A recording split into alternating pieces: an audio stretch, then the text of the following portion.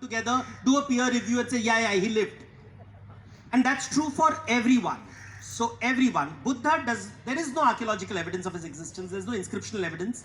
The first time you hear the Buddha exists inscriptionally is in the Ashokan pillars.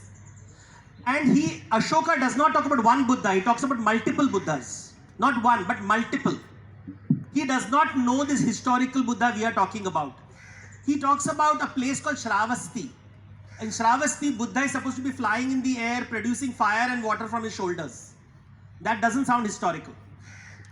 But somewhere in the 19th and early 20th century, historians wanted a historical Buddha because they loved the Buddhists and they said he's a rational, secular, social activist, environmental activist, feminist, karke Buddha bana diya.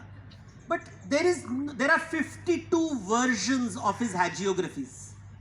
52 versions. In some stories, he has multiple wives. In some stories, he has 2 wives. Some stories, 1 wife. In some stories, he leaves the house after the child is born.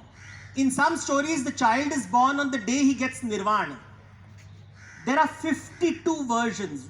Historians picked edit room mein baith ke, they created a story and that is what you read in Amar Chitra Katha. Nobody tells you that.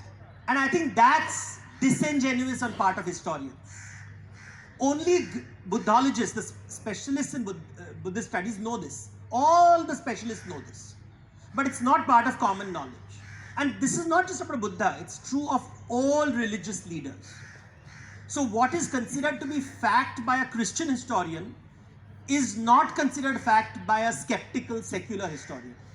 What is considered to be a fact by a Muslim historian is not considered a fact by a non-Muslim historian. So it's not just the Buddha, one must broaden the scope of the thing. But in India, we genuinely believe Gautam Buddha actually lived, in the India border, Nepal border, that also is a controversy.